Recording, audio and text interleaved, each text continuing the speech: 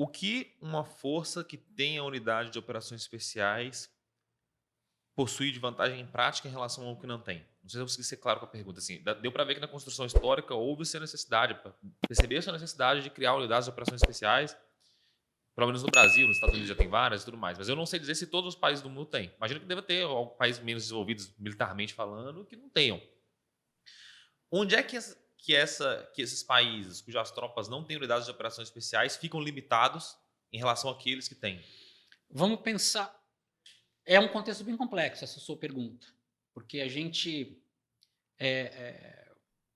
geopoliticamente falando, o cenário internacional ele muda sistematicamente, né? Pensando no contexto geopolítico atual, não, na minha concepção, não existe Estado soberano que possa prescindir de uma tropa de operações especiais. Por quê? Em virtude da tipologia do conflito que nós vivemos hoje, que é um conflito de natureza híbrida. Tá? Então, você tem... O que seria um conflito de natureza híbrida? Você envolve no conflito diferentes atores, não apenas aqueles oriundos de força armada. Tá? Então você vai utilizar, por exemplo, a imprensa, você vai utilizar o crime organizado, você vai utilizar a própria sociedade. Tá? O que acontece? No conflito de natureza híbrida, o que a gente chama hoje do conflito da era da informação, normalmente um conflito, pensando no contexto clássico da guerra, o conflito ele é travado no espaço físico. São duas forças antagonistas, uma de cada ator estatal, se confrontando num espaço físico específico, né? Quando você coloca na equação a informação, e quando eu falo informação, você tem os diferentes meios de comunicação permeando esse universo, você vai trazer para essa equação duas dimensões que até então não eram envolvidas, que é a dimensão humana e a dimensão informacional. Então, por exemplo, a guerra da Ucrânia. A guerra da Ucrânia hoje, ela é relatada diariamente. Então, nós conseguimos acompanhar o passo a passo da guerra da Ucrânia quase que em tempo real. Em tempo real. Né? Em tempo real. E isso tem os prós e os contras. Por quê? Porque a informação ela pode ser manipulada, de maneira a levar a população a ter uma percepção da situação que determinado ator quer que ela tenha, mas não que corresponda ao fato. Sim. Entendeu? Então nós precisamos, hoje em dia, buscar várias fontes de informação para montar um mosaico que me permita compreender a situação da forma como ela realmente é. Hoje em dia, você confiar cegamente na informação ofertada por um órgão de imprensa, principalmente um deles, é muito complexo. Por quê? Porque você não sabe.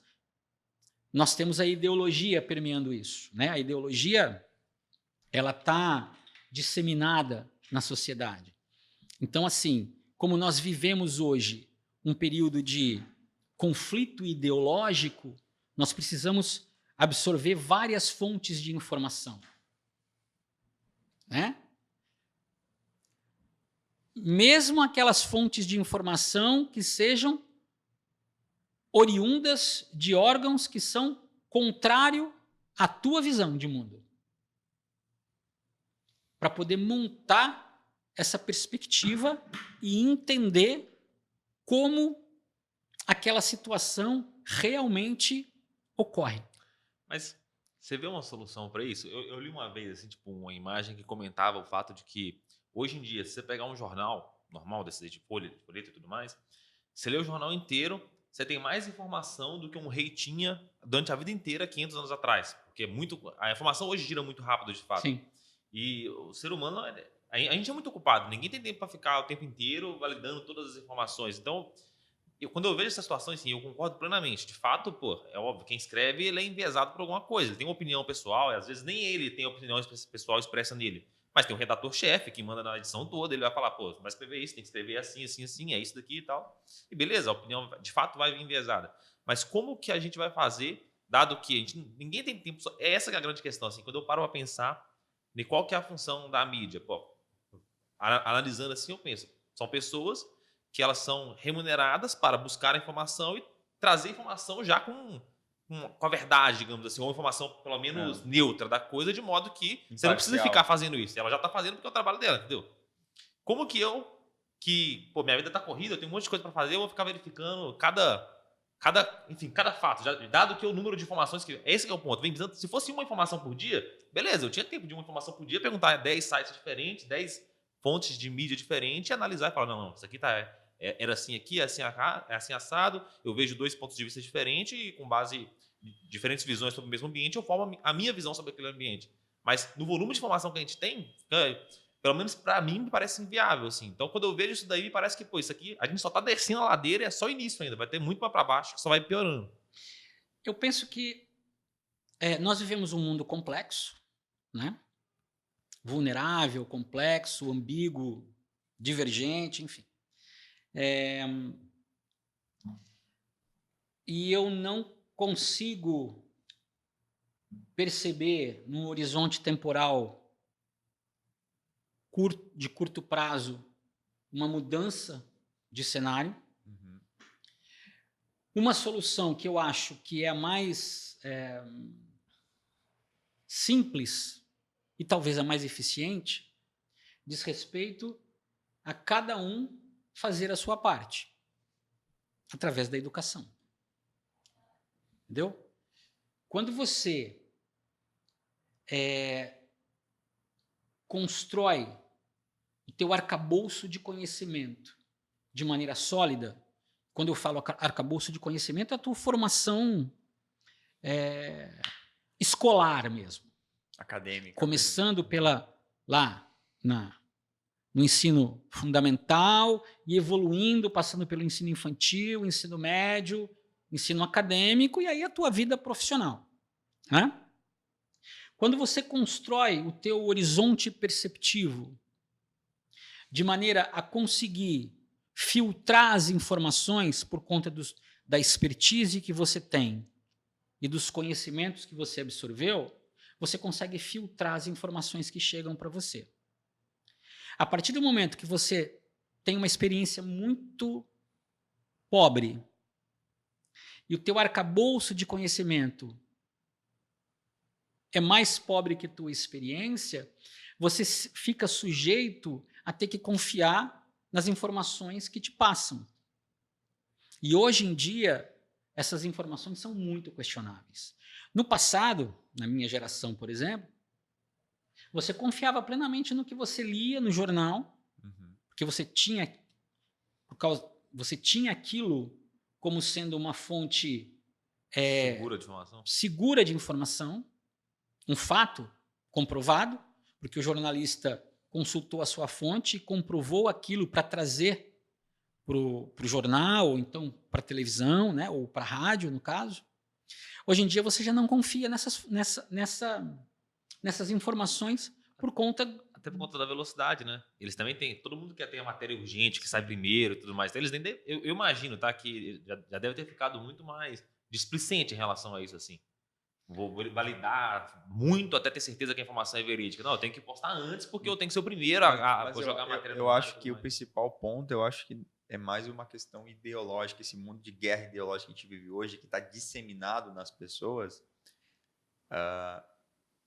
As palavras que saem dos redatores ou das pessoas que vão divulgar essa informação, elas não conseguem mais sair, mesmo com eles tentando passar uma imparcialidade, sempre se leva junto uma Já tá ideologia. enviesado ali, né? Independente, sempre tem um viés ali, que já está intrínseco naquilo, né? Então, eu acho que naquele momento, mas no passado, talvez a gente tinha uma questão das informações sendo mais lenta, por exemplo.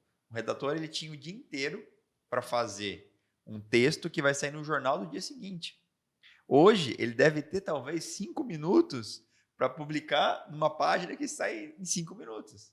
Uma outra coisa que eu acho que... E a gente está falando propriamente do jornalismo, tá? Eu não sou jornalista, mas eu acho que nós temos condição de avaliar a qualidade das informações que nos chegam pelas plataformas jornalísticas, né? Seja ela jornal, revista, televisão, rádio, enfim. Eu acho que a formação do profissional também, ela ficou muito a desejar ao longo dos anos. Você tinha pessoas que eram comprometidas com o fato no passado. Agradasse ou desagradasse quem fosse. Hoje em dia, você questiona muito isso. Por quê? Porque se na segunda-feira eu defendo uma causa, eu defendo que a ação realizada pelo indivíduo A seja condenada por N motivos, se o indivíduo B, que é de um partido opositor ao indivíduo A, comete o mesmo equívoco que o indivíduo A, na semana seguinte, na segunda-feira seguinte, eu tenho que ter, por compromisso ético, profissional e por coerência, o dever de ter a mesma postura e a mesma opinião. Mas hoje em dia não é o que se fala, né? É quem fala no final das contas. Mas por quê? Porque a formação... eu não posso dizer, porque eu não sou jornalista, mas eu não sei que tipo de formação é dada nas universidades hoje. E eu convivi por 20 anos na universidade, eu sei como é que funciona o meio. O que se busca na formação jornalística hoje,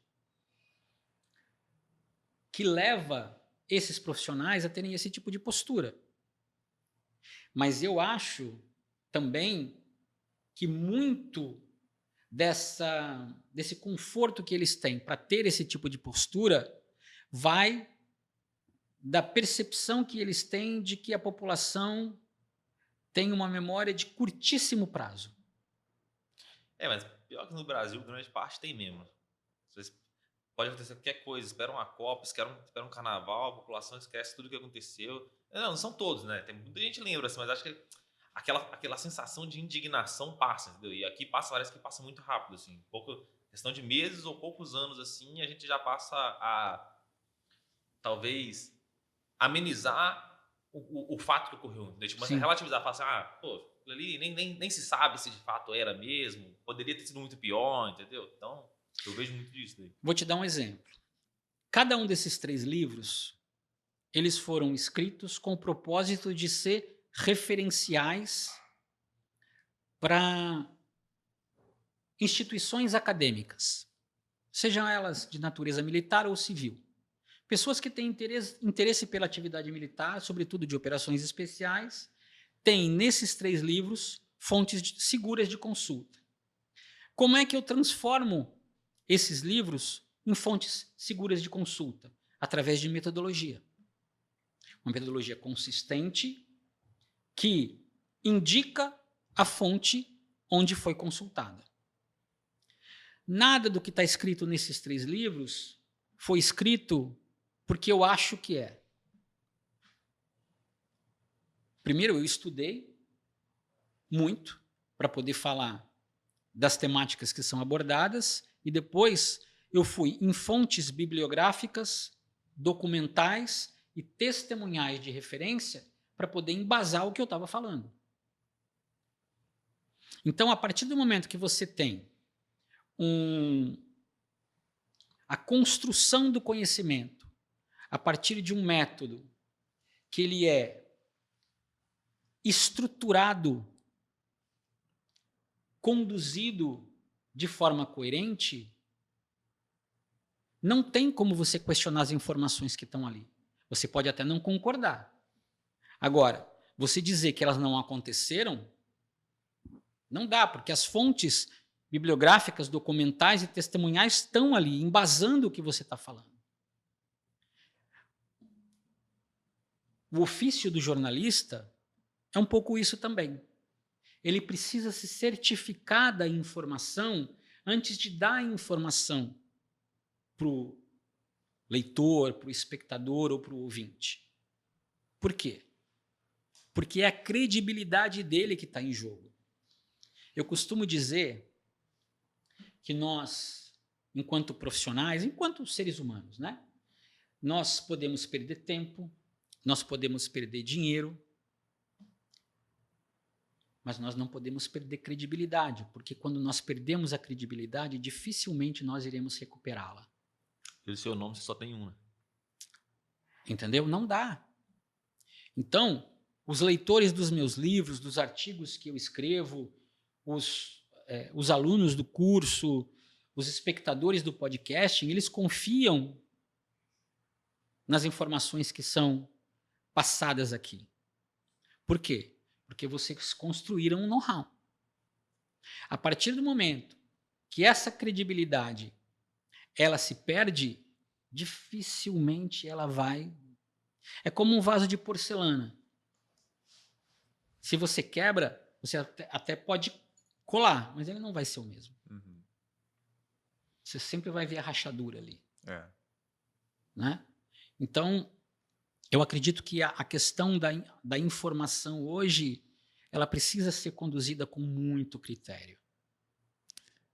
Mas eu confesso que você comentou assim que talvez a educação fosse a solução para isso, né? Porque a gente com mais discernimento, com mais conhecimento, a gente saberia julgar melhor os inputs que a gente recebe ali e até buscar mais inputs para tomar uma decisão final. Mas me parece muito que a gente já entrou meio que num ciclo vicioso, assim, entendeu? Tipo, pô... Quando eu falo é a solução para que cada um de nós consiga fazer o nosso filtro pessoal. Sim. Né? O filtro enquanto sociedade demanda de outras ferramentas, né? De outras capacidades, de uma combinação de capacidades, na verdade. Combinação de capacidades não só individuais, mas sobretudo coletivas. Né? Eu preciso que o coletivo se una para poder entender como determinada situação ocorre. E aí, coletivamente, saiba como agir. Né? Hoje, todo mundo tem uma opinião pessoal sobre tudo. Né? É tanta informação que todo mundo já virou especialista em tudo, né? Em tudo. Então, assim, nós precisamos ter a sabedoria de entender que a gente sabe quase nada de quase tudo. Uhum. Como diz a Marinha, né? Um oceano de conhecimento ali, mas nesse caso aí não é nem um dedo de profundidade, não. Não é? Então, assim, essa consciência é uma consciência coletiva. Nós somos um país muito jovem, né? Sim. Mas em virtude da circunstância e do momento em que nós estamos vivendo, nós precisamos amadurecer com rapidez. Nós não podemos respeitar, não estamos em condições hoje de respeitar o gap temporal necessário para que esse amadurecimento aconteça de forma natural. Nós precisamos acelerar o processo.